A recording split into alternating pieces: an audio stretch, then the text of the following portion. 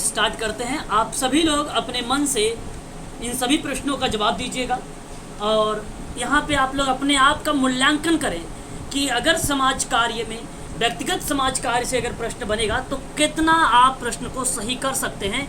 यहाँ पर आप अपने आप का आकलन करें, ऑब्जर्व करें। तो आज की ये जो क्लास है ये NTA UGC नेट समाज कार्य जो एग्ज़ाम होने वाला है जुलाई और अगस्त में, इसके परिप्रेक्ष्य में आज हम लोग व्यक्तिगत समाज कार्य के संबंधित कुछ मूलभूत संकल्पनाओं से संबंधित कुछ प्रश्न लेकर हम आए हैं। अब प्रश्न पहला आपके सामने यह है कि व्यक्तिगत समाज कार्य का अध्ययन किस रूप में किया जाता है या किया गया है? विधि के रूप में, व्यक्ति के रूप में, समाज के रूप में या परिवार के रूप में? कौन? देखिए, आप लोगों ने शायद मुझे जवाब, एक मिनट ऐसा करिए, आप सभी लोग ना ज्वाइन करिए एक बार, जो है कमेंट करिए एक बार, आप ज्वाइन करना चाहिए। आप सभी लोग कमेंट करिए, मैं आप लोगों का आज कमेंट सीन करूंगा, ठीक है? तो यहाँ पे अगर जिन बच्चों ने कहा व्यक्ति के रूप में, उनका गलत जवाब आया है, उनका गलत जवाब है। व्यक्ति के रूप में नहीं, व्यक्ति के रूप में यहाँ पे बेसिकली क्या है, एक्टिविटी की बात की जाती है ना, क्रियाविधि की हम बात करते हैं। लेकिन जब हम चर्चा पर चर्चा करते हैं कि अध्ययन किस रूप में होगा, तो वो विधि के रूप में होगा,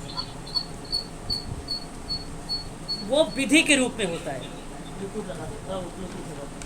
ठीक है? वो होता है विधि के रूप में। ऑप्शन नंबर आपका यहाँ पर सही जवाब होगा ए आपका ऑप्शन सही रहेगा।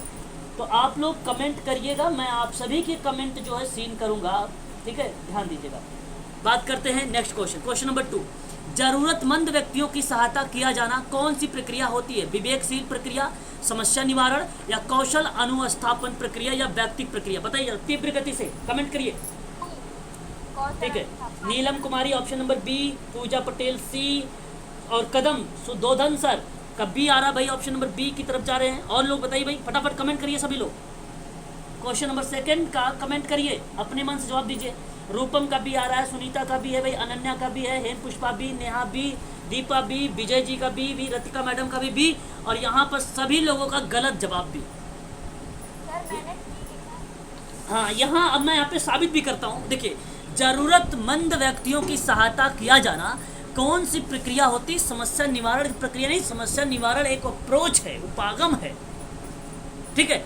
हम यहाँ पे वो चीज़ें, पार्लियामेंट ने ये बात बताई है कि समस्या अगर समाधान करना है तो समस्या निवारण के अप्रोच को आप लगाइए, बात करेक्ट है, ये अप्रोच के रूप में बताया, प्रक्रिया थोड़ी ना है।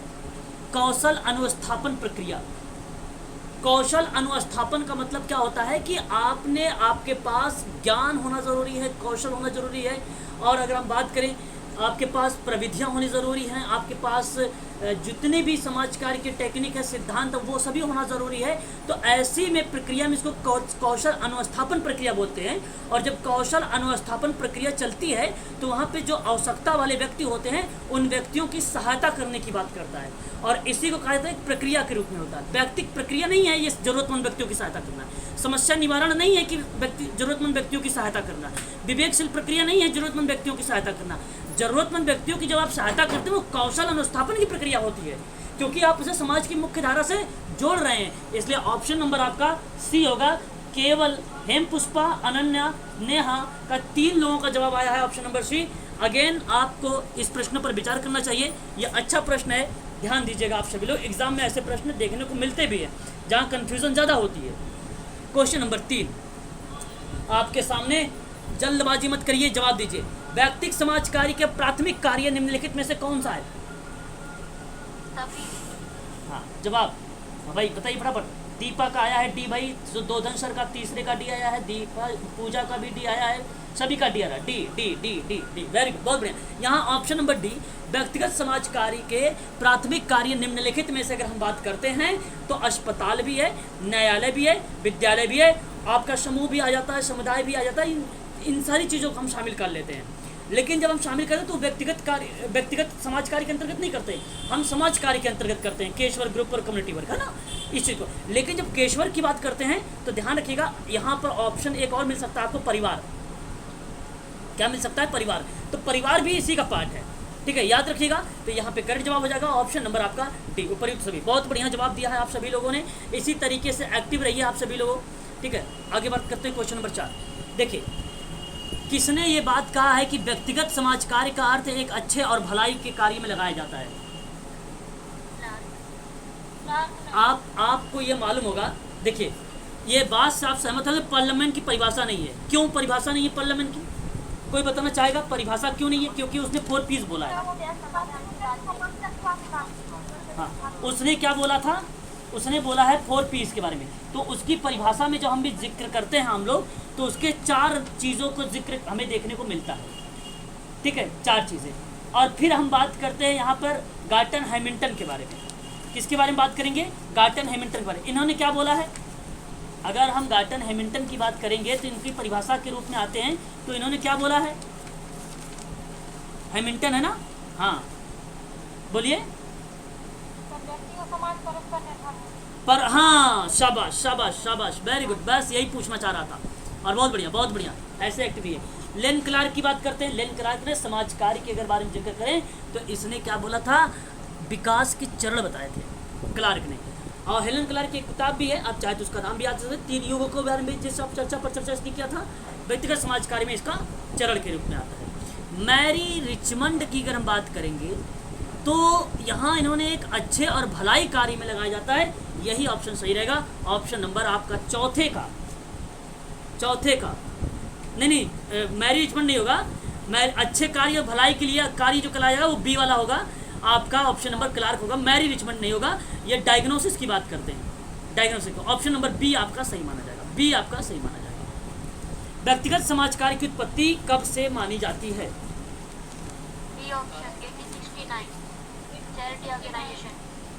ओके ओके ओके, यहाँ पे आपका जो जवाब आया है ऑप्शन नंबर सभी लोगों का आ रहा है। दीपा का 1869 आया है और सभी का डी आ रहा है भी। अच्छा बी आ गया, तो पूजा जी का बी आ गया भाई। बी बी बी डी गलत जवाब है भाई, बच्चों ने डी दिया है। विजय सर कहाँ हो आप? डी गलत है, बी सही माना जाएगा। 1869 आपका सही माना जाएगा, 1869 सही माना जाएगा। नेहा गुप्ता सही जवाब आया है आपका। और ये आप याद रखिए कहाँ का? यूके का। ठीक है, COS ये याद रखिएगा। गेसलमेंट की भूमिका, चॉमस की भी भूमिका हमें देखने को मिली है, थॉमस चॉमस की भी। ठीक है, याद रखेंगे। क्वेश्चन नंबर 6, सोशल डायग्नोसिस नामक पुस्तक के लेखक कौन है? आंख बंद करके जवाब दीजिए। Mary Richmond is the right answer है। ठीक, ऑप्शन नंबर सी। ठीक, फ्राइड के अनुसार व्यक्ति के कितने अंग है बताइए? 3। नाम बोलिए, नाम बोलिए। हाँ, ये इतने तेज हो गए, मैं तो इतना उम्मीद नहीं करता था, काफ़ी ज़्यादा तेज हो गए फिर तो। ठीक है, शाबाश, आगे बढ़िए। क्वेश्चन नंबर 8, व्यक्तिगत समाज कार्य में व्यक्तियों की क्षमता किस प्रकार प्रोत्साहित करती है? अब बताइए। 8 का हाँ, सुनीता सिंह 3, मनोवैज्ञानिक बता रही हो आप। दीपा ए। अच्छा थोड़ा सा कमेंट भी कर दीजिए भैया। नीलम डी। हाँ, डी कहाँ से होगा भाई, कैसे पढ़ाई कर रही हो?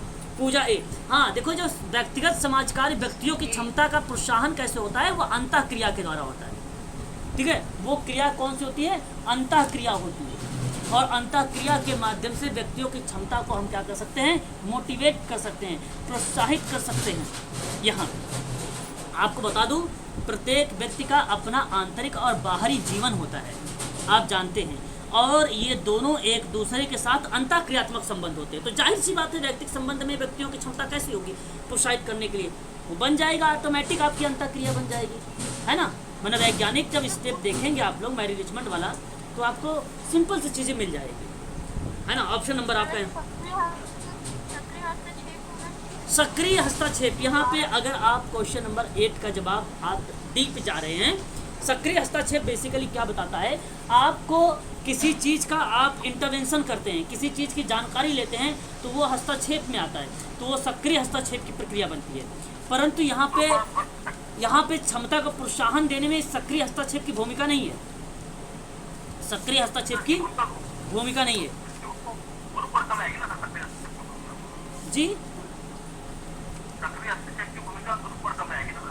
देखिए सर, मैं आपको सक्रिय हस्तक्षेप में किसी चीज़ की जानकारी आप लेते हैं, किसी चीज़ की आप जानकारी लेते हैं, इंटरवेंशन करते हैं, समस्याओं का निदान करने की बात करते हैं, तो हस्तक्षेप। मैंने कहा कि आप कहते नहीं हो भाई किसी की लाइफ में हस्तक्षेप मत करो, इंटरफेयर मत करो, तो इसका मतलब क्या होता है? सर अंतःक्रिया आप इंग्लिश में क्या बोले थे? क्रिया को एक्शन बोलते हैं, इंटरेक्शन। एक्शन बोलते हैं, हाँ। इंटरेक्शन, अगर अंतःक्रिया की बात करेंगे तो इंटरेक्शन बोला जाता है उसको, अंतःक्रिया को इंटरेक्शन बोला जाता है। ऑप्शन नंबर आपका पहला करेक्ट रहेगा। क्वेश्चन नंबर 9, समूह अथवा समुदाय में व्यक्तियों की सहायता के लिए कौन सी प्रक्रिया होगी? व्यक्ति समाजकार। ओके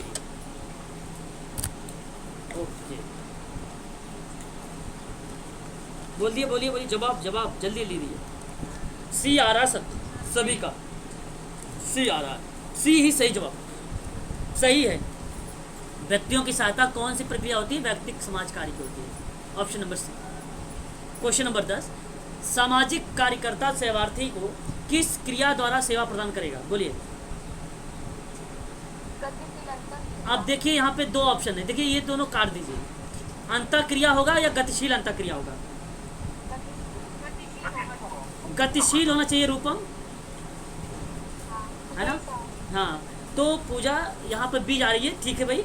रितिका भी B, option number B correct, very good, बहुत बढ़िया भाई, शाबाश, अच्छा जवाब मिला है आप लोगों का। गतिशील अंतःक्रिया होता है सामाजिक कार्यकर्ता सेवार्थी के साथ में, तो आप भी इसी तरीके से करेंगे, गतिशील, डायनामिक। और अगर हम बात करते हैं व्यक्तिक समाज कार्य किन लोगों की सहायता हेतु उत्तरदायी होता है? ऑप्शन ए सामाजिक कार्यकर्ता, परिवार, समूह और ये सभी। बताइए सुद्धोधन सर, डी का जवाब आ रहा है। ओके, क्वेश्चन नंबर 11, ठीक है, दीपा, रूपम, नेहा, ठीक है भाई, ठीक है, सभी का डी आ रहा है, वेरी गुड। यहाँ पे डी करेक्ट जवाब होगा। सामाजिक कार्यकर्ता, परिवार, समूह जो होता है वह व्यक्तिक समाज कार्य की सहायता के लिए एक उत्तरदायी पार्ट माना जाते हैं, ये सभी भाग माने जाएंगे। ऑप्शन नंबर आपका डी करेक्ट माना जाएगा। क्वेश्चन नंबर 12, किस विद्वान के अनुसार समाज के कार्य के प्राथमिक मूल्य जंगली फूलों की भांति राह के किनारे नहीं उगते, बल्कि ये उन गहन विश्वासों में निहित होता है? क्वेश्चन नंबर 12,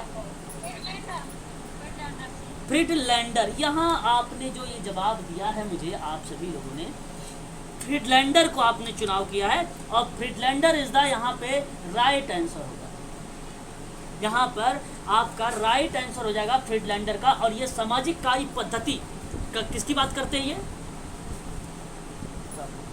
सामाजिक कार्य पद्धति इज द राइट आंसर हो जाएगा, यही आपका सही जवाब है। और क्योंकि साफ शब्दों में इसमें बताया गया भी है, ठीक है, इसमें बताया भी गया है कि जब मूल्यों का उपयोग सामाजिक या सामूहिक कार्य प्रणाली के व्यवहार में सामूहिक विकास के लिए जब कोई क्रिया की जाती है तो उसके मूल्यों की उत्पत्ति हमारी सभ्यता और दर्शन तथा विश्वास में निहित होती है ना? तो यही बात यहाँ पे बताई गई है फ्रीडलैंडर की परिभाषा, और यही आपकी करेक्ट जवाब होगी, फ्रीडलैंडर, ठीक है, option number C. Question number बताइए जरा 13 का, 13 हमारे सामने भाई, फटाफट बताइए जवाब कि किस मूल्य के अंतर्गत यह विश्वास किया जाता है कि समूह स्वयं अपने पथ का निर्धारण करे तो उन्नति एवं विकास की उपयोगिता एवं महत्व को बढ़ाया। सभी लोग अपने मन से जवाब देने की कोशिश करिएगा, और सबका जवाब आ भी रहा है। पूजा, हेम पुष्पा, सुदोषण, विजय, रतिका, लीलम, सुनीता, सभी का भी जवाब आ रहा है। आत्मनिर्णय का अधिकार बताया जा रहा है, और आत्मनिर्णय का अधिकार ही बेसिकली सामूहिक कार्य के इन मूल्य के अंतर्गत यह विश्वास किया जाता है कि यदि, ठीक है, एक मिनट थोड़ा सा होल्ड रखिएगा आप सभी लोग, मैं रिकॉर्ड अगर बात करें 13 का, तो 13 का जो जवाब आप लोगों ने दिया, क्या जवाब दिया है क्वेश्चन नंबर 13 का? ठीक है, 13 का आप लोगों ने जवाब दिया है ऑप्शन नंबर बी का, आत्मनिर्णय का अधिकार, यही सही जवाब है, option number B, very good. Question number 14 की बात करें, सामाजिक समूह कार्य का प्रमुख उद्देश्य क्या माना जाएगा? विकास माना जाएगा, सामाजिक परिवर्तन, पूर्ण विकास या एकता स्थापित करना, ठीक है, बताइए। पूर्ण विकास। पूर्ण विकास, तो 14 का जवाब आप सबका आया है पूर्ण विकास की तरफ, और पूर्ण विकास आपका करेक्ट जवाब है यहाँ पे।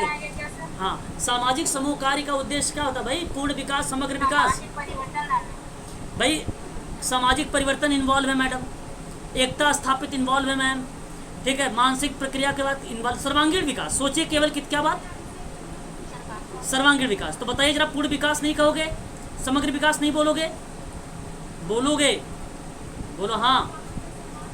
हाँ, तो इसलिए आपका ऑप्शन नंबर यहाँ पे सी करेक्ट जवाब होगा। क्वेश्चन नंबर 15, डैश विषय का संबंध व्यवहार से जुड़ा हुआ नहीं माना जाता है। बताइए जरा, भौतिक शास्त्र होगा, सामाजिक शास्त्र होगा, व्यवहारिक शास्त्र होगा या राजनीतिक शास्त्र होगा? अरे वाह, वेरी गुड। यानी आप लोगों को मैंने एक ट्रिक बताया था, याद है? याद है? राजनीति वाला जब भी कभी ऑप्शन में आता है गलत करते हो ना। हाँ, यही चीज बता, याद रखिएगा आप लोग। ऑप्शन नंबर डी, ठीक है, ऑप्शन नंबर डी करेक्ट जवाब है। क्वेश्चन नंबर 16, अभी सर 8 बजे वाली क्लास में जो टॉपिक चल रहा है हमारा राजनीति सब्जेक्ट सही है। 8 बजे वाली क्लास में मैम बात 8 बजे करेंगे भी बात, ठीक है। यूनिट नंबर 8 पे समस्या समाधान के लिए किसका अध्ययन आवश्यक है? बताइए, विचारों का, संस्कृति का, भावना का, आवश्यकता का?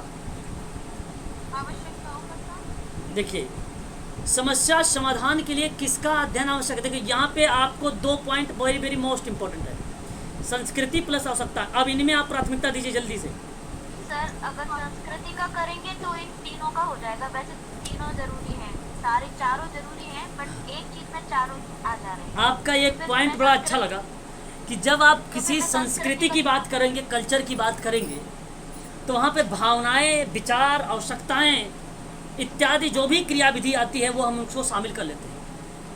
और यहाँ पे आपको यहीं पर प्राथमिकता, बच्चे यही गलती करते हैं, सोचते हैं कि आवश्यकता बहुत ज़्यादा इम्पोर्टेंट। हाँ, मानता हूँ मैं भी, लेकिन आवश्यकता से इम्पोर्टेंट शब्द है संस्कृति समाज कार्य में।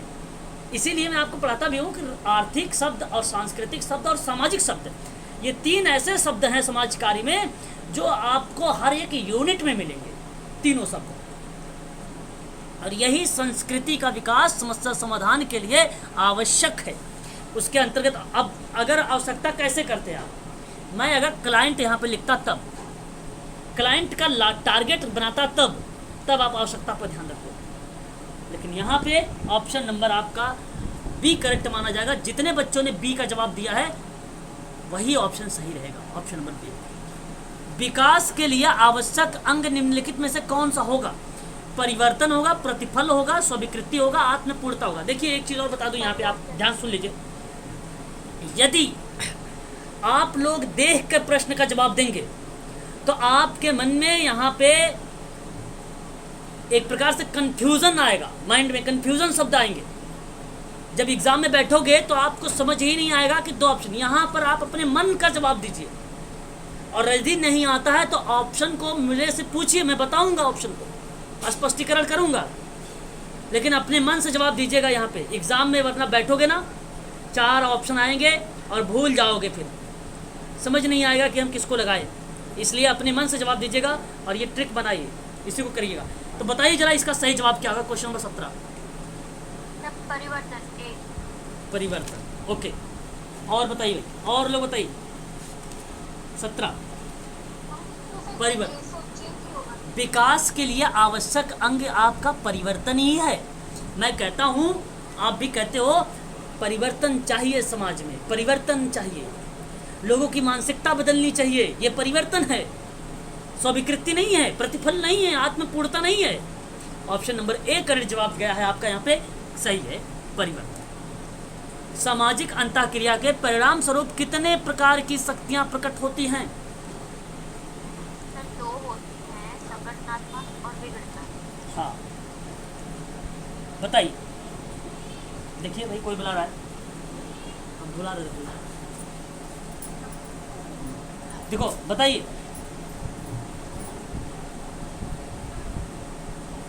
वो तो 65 बोल रहे हैं। क्या बोल रहे हैं? पैसे वो पहुंच गया क्या? 1 मिनट। क्लास हमारा जो है सामाजिक अंतःक्रिया के परिणाम स्वरूप कितने प्रकार की शक्तियाँ प्रकट होती हैं? तो 2 टाइप की होती हैं। कितने टाइप की होती है भाई? 2 टाइप की होती है। नाम बताइए जरा एक बार फटाफट मुझे। संगठनात्मक और विघटनात्मक। ओके, बहुत बढ़िया। इस तरीके से आप लोगों को ये ध्यान रखना है।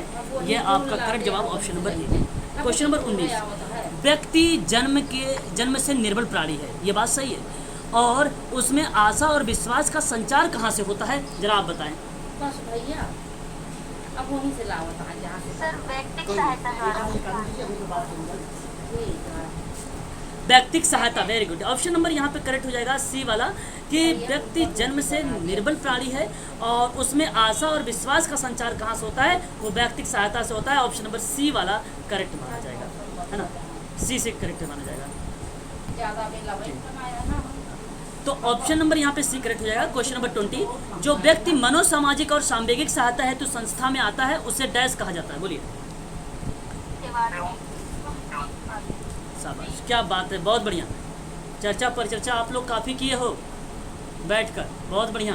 क्वेश्चन नंबर 21, व्यक्ति समाज में मूल इकाई है, बात सही है, और उसका पूर्ण विकास, पूर्ण जीवन किससे संचालित होता है, नियम से, विचार से, सामाजिक परिवेश से, संस्कृति से। सामाजिक परिवेश से। शाबाश, क्या बात है भाई, शाबाश, बहुत बढ़िया। क्वेश्चन नंबर 22, व्यक्ति समाज कार्य किसे विमुक्त किए जाने से संबंधित है, सामाजिक परिवेश, वातावरण, व्यक्ति की क्षमता, ये सभी।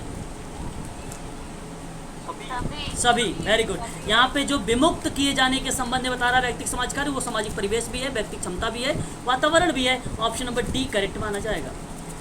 क्वेश्चन नंबर 23, व्यक्तिक समाज कार्य व्यक्ति तथा समाज के बीच किस प्रकार का संबंध बनाते हैं। क्वेश्चन नंबर 23,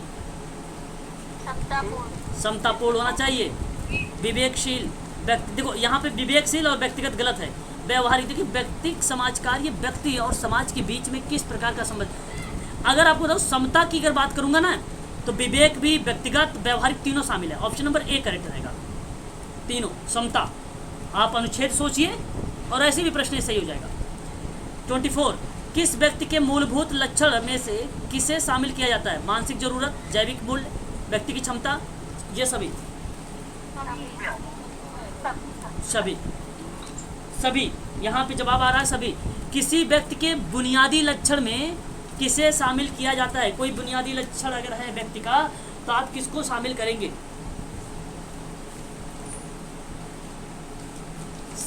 डी सभी का आ रहा है क्या भाई, सभी लोग डी पे हो।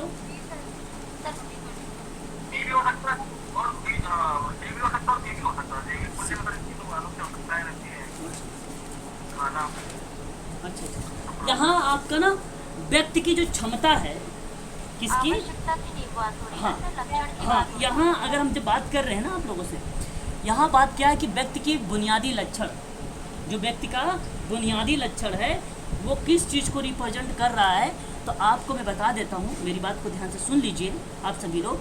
यहाँ पर व्यक्ति की क्षमता होगी। आप ध्यान दीजिए कि समस्त मानव प्राणी समाज का अंग है, प्रत्येक व्यक्ति ही समाज में एक भूमिका और कर्तव्य निभाता है। इस बात से आप सहमत हैं? तो व्यक्तिगत समाज कार्य में जो किसी कार्य के दोनों उपकरण और क्षेत्र हैं, ऐसी प्रक्रिया में सन्निहित होता है जो किसी व्यक्ति से व्यक्ति व किसी व्यक्ति तथा उसके सामाजिक परिवेश द्वारा प्रभावित होता है।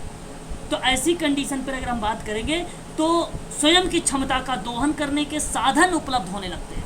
तो ऐसी कंडीशन पे हम लोग कहते हैं कि व्यक्ति की क्षमता, तो व्यक्ति की बुनियादी लक्षण किसे शामिल करेंगे। एक बुनियादी का मतलब होता है एक मुख्य रूप से, मूलभूत का मतलब बुनियादी होता है, तो मूलभूत रूप से व्यक्ति की क्षमता इस तरह। हाँ, अगर आपको मैं कूट कहूँ, कूट, ठीक है, प्राथमिकता देनी थी, तो यहाँ पे आपका जो है तीनों सही होते, तीनों सही जवाब होते कूट के माध्यम से। सर मुझे ये बताइए, यदि कोई बच्चा है, उसकी क्षमता तो अभी नहीं है, उसमें क्षमता की तो कमी है, पर उसकी और जरूरतें तो रहेंगी, तो क्या उसमें कैसे होगा? देखो अभी मैं आपको बता रहा था यहाँ पे कि व्यक्तियों के स्वयं, यानी जो व्यक्ति है, जो स्वयं की क्षमता होती है, इसको दोहन करने का साधन के रूप में आता है। तो मेरा कहने का मतलब यहाँ पे ये था कि व्यक्ति और किसी व्यक्ति, मतलब मान लीजिए किसी व्यक्ति और उसके सामाजिक परिवेश द्वारा प्रभावित होता है। तो यहाँ पर व्यक्तिगत समाज कार्य में जो मुख्य रूप से लक्षण पूछा गया कि किसी व्यक्ति की बुनियादी लक्षण में किसे शामिल करें आप, तो मैं कहूँगा कि व्यक्ति की क्षमता को प्राथमिकता दें। आपका जवाब भी सही है कि अगर मान लीजिए डिसेबल बच्चा आ गया, कौन सा बच्चा, डिसेबल बच्चा आ गया, तो उसके अंदर कुछ ऐसी क्षमताएं हैं जो वो प्रभावित हो सकती हैं, करने में असमर्थ हो सकता है। तो ऐसी कंडीशन पर आप लगाएंगे, सभी का जवाब कर सकते हैं। मान लीजिए तब जैविक मूल्य को आप ध्यान रखिएगा, या तो आप मानसिक ज़रूरतों को ध्यान रख सकते, आप ऐसे में करिएगा। प्रश्न भी थोड़ा सा यहाँ पे अधूरा लग रहा है, लेकिन यहाँ पे अगर हम बात करें, हरियंट ने इस चीज़ को माना है कि व्यक्ति की क्षमता को लेकर, तो मैं आपसे कहूँगा कि व्यक्ति की क्षमता ही यहाँ पे करेक्ट माने, क्योंकि यहाँ पे मैं साबित भी एक चीज़ कर रहा हूँ आप लोगों से कि स्वयं की क्षमता को दोहन करने के साधन के रूप में उपलब्ध होती है, इसलिए वहाँ पे स्वयं की क्षमता जो होती है व्यक्ति की क्षमता कहलाती है, तो वो बुनियादी के रूप में आता है। स्वयं की क्षमता बुनियादी के रूप में आता है। ये कंटेंट सही है, ये कंटेंट आपका सही है। तो मैं आपसे कहूँगा कि जब हम सेवार्थी को एक व्यक्ति के रूप में देखने का प्रयत्न करते हैं तो उसे व्यक्तित्व भिन्नता देखता है, तो वहाँ पे सांवेगिक और मानसिक गुण दोनों देखेंगे, और वहीं पर हम लोग सामाजिक, जैविक और व्यक्ति की क्षमता सब देखेंगे। तो कूट के आधार पे आप लोगों का वहाँ पे सही हो जाएगा। कूट भी नहीं है तो मैं आपसे कहूँगा कि व्यक्ति की क्षमता को प्राथमिकता दीजिए, है ना। ये प्रश्न में चारों के चारों ऑप्शन भी अपने आप में सत्य हैं। प्रश्न का पैटर्न नहीं, कुछ थोड़ा सा अधूरा लग रहा है, परंतु यहाँ पे प्रश्न के हिसाब से अगर मैं चलूँ तो व्यक्ति की क्षमता को सही लगाइएगा। Option number C, person in environment fit के अध्ययन किसे शामिल नहीं करता है? सही सर। आपने नाम सुना होगा PO, PJ, है ना, PG, PP, PK का नाम नहीं सुना है। हाँ भाई, मूवी में नाम सुना होगा PK, लेकिन यहाँ पे PK का नाम नहीं सुना होगा इन्वायरमेंट को लेकर, है ना। तो यहाँ व्यक्ति संगठन का फिट होता है PO, ये व्यक्ति और रोजगार का होता है, जॉब को लेकर होता है। अब PP होता है व्यक्ति का होता है, PG होता है व्यक्ति और समूह का होता है ना। तो ये चीज़ें याद रखना, ऑप्शन नंबर यही शामिल नहीं है, सी वाला। पर्सन जी,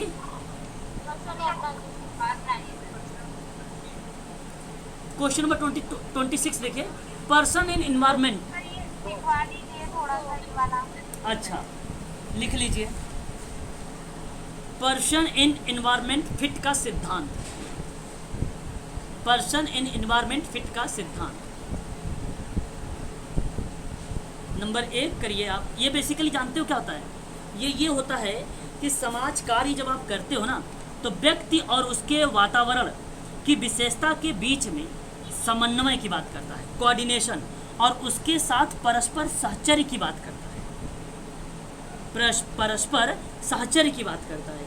तो ये बेसिकली जब हम उसके लक्षणों की बात करते हैं तो हमें उसके मूल्य, लक्ष्य, क्षमता और आवश्यकता, जैविक इत्यादि चीज़ों को देखने को हमें मिल जाती है, जैसे अभी ऊपर वाले प्रश्न में आपने देखा थोड़ा सा।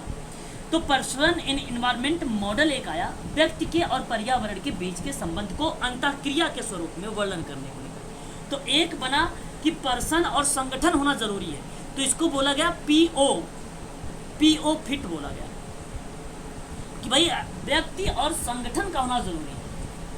जब व्यक्ति और संगठन का सामंजस्य होगा तो व्यक्ति अच्छे से सीख सकता है, एक बात ये बोली गई। दूसरी बात बताई गई यहाँ पे व्यक्ति और रोजगार को लेकर, मतलब व्यक्ति के व्यवसाय पर यानी जॉब पर एक सिद्धांत बताया गया कि व्यक्ति अगर जहाँ जॉब कर रहा है वहाँ का वातावरण भी एक सही तरीके का होना चाहिए, सकारात्मक वातावरण होना चाहिए, और उस वातावरण में उसका कोऑर्डिनेशन, समन्वय, सामंजस्य सकारात्मक होना चाहिए। और एक इसने उसके बाद अगर हम बात करें तो एक आपका आता है PG, और जो ये PG है ये आता है कि व्यक्ति और समूह के बीच में कोऑर्डिनेशन अच्छा होना चाहिए, मतलब व्यक्ति और समूह, तो आप समूह में किस तरीके से उसके साथ सामंजस्य बैठा रहे हैं और व्यक्ति के साथ कैसा सामंजस्य बैठा रहे हैं, समूह व्यक्ति के साथ कैसा सामंजस्य बैठा रहा है, ये वातावरण की बात करता है PG। तो इसको बोला जाता है PG फिट बोला जाता है। उसके बाद आपका आता है PP, पर्सन से, यानी व्यक्ति से बात करता है। व्यक्ति से अगर हम बात करते हैं तो यहाँ पे चर्चा होती है कि संगठन को अपने मूल्य और अपने परिवेशों को बेहतर सहायता देने के लिए व्यक्ति से भी यहाँ पर जो है वातावरण में एक लक्ष्य, मूल्य, क्षमता, जैविक, मानसिक विशेषताएं, आवश्यकताएं, इन सभी का पर्यावरणीय लक्षणों के अंतर्गत हम देख सकते हैं व्यक्ति के अंतर्गत। तो ये 4 ऐसे हैं सिद्धांत आते हैं, पर्सन इन एनवायरमेंट फिट के सिद्धांत होते हैं। ठीक है, अब यहाँ पे देखिए कह रहा है कि संगठन और व्यक्ति के मध्य किस प्रकार का संबंध होगा। अब देखिए यहाँ पे मैंने बोला है सकारात्मक होना, अंतःक्रिया, नकारात्मक, वैयक्तिक।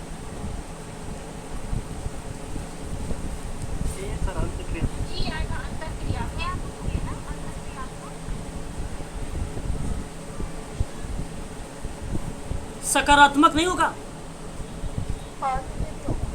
पॉजिटिव ही होता है। यहाँ पॉजिटिव ही होगा आपका। ठीक है, अंतःक्रिया अगर हम बात करते हैं ना, अंतःक्रिया की चर्चा पर चर्चा, तो वो व्यक्ति और समूह में आता है, व्यक्ति और समूह में आता है। व्यक्ति समाज कार्य की मूल भावना क्या होगी? जी, मानवतावादी, जन कल्याण। बोलिए, सी करेक्ट होगा ना? बस, बहुत बढ़िया। 28 देखिए, व्यक्ति समाज कार्य एक प्रक्रिया है जिसका प्रयोग मानव संस्थाएं करती हैं ताकि व्यक्तियों की सहायता की जा सके। यह विचार किस विद्वान का है? हाँ, सर ये पार्लियामेंट ने दिया था पार्लियामेंट, संस्थाओं द्वारा। प्रक्रिया, प्लेस, पर्सन, और हेल्प हो रही है तो प्रॉब्लम। बस। ठीक है, तो भाई जब उसके अंतर्गत हम कोई समस्या का समाधान करते हैं या कोई समस्या है तो प्रॉब्लम के रूप में आ जाती है, तो ये आपका पार्लियामेंट आ जाएगा। व्यक्तिगत समाज कार्य के अंतर्गत किन घटक को क्रम में रखना है?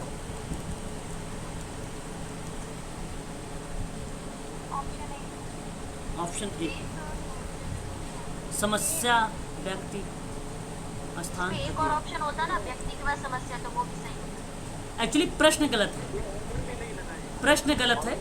प्रश्न को कहिए चाहत उसको कहना था कि घटकों के क्रम को पहचाने, क्रम नहीं, घटकों को पहचाने, पहचान करें। क्रम किसी में नहीं है, केवल पहचान करना है। बताइए कौन सा पहचान सही है? आप समझ आया? प्रश्न गलत है ना ये? ऑप्शन नंबर ए सही।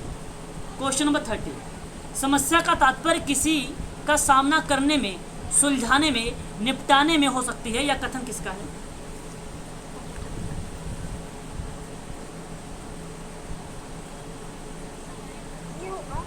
Marion Webster. शब्दकोश है शायद, उसका है शायद। हाँ, मरियन, हाँ, ये समस्या के बारे में जिक्र किया गया। देखो अब बताऊँ मैं कि जो मरियन वेबस्टर है ना, ये परिभाषा लिखा था। जैसे व्यक्ति की परिभाषा क्या है कि सेवार्थी से है, कि मनोसामाजिक समस्याओं से ग्रसित है, वो चाहे पुरुष हो सकता है, वृद्ध हो सकता है, स्त्री हो सकता है, बच्चा हो सकता है, ये परिभाषा है। वैसे समस्या की परिभाषा वेबस्टर ने क्या बोला कि कहा कि किसी का सामना करने में या सुलझाने में या निपटान करने वाली जो मुश्किल है, आने वाली समस्याओं का मतलब बना अवरोध, चिंता आदि से स्रोत के रूप में, वही प्रक्रिया सुलझाने निपटाने का में हो सकता है, वो मरियन वेबस्टर का है। ये परिभाषा ऑप्शन नंबर ए सही रहेगा, ऑप्शन नंबर ए सही रहेगा। मैं अभी ना आज आप लोगों की यहीं पर क्लास रोकता हूँ, ठीक है? शाम को 8 बजे ज्वाइन करिएगा। कल आप लोगों का मैं सोच रहा हूँ ये सारे क्वेश्चंस करवा दूँ, है ना? थोड़ा सा मुझे कहीं जाना है, जाना क्या है मतलब घर पे थोड़ा सा भीड़ है ना? ठीक है, इसी वजह से क्लास आज जो है मैं आधे घंटे पर स्टॉप कर रहा हूँ, ठीक है?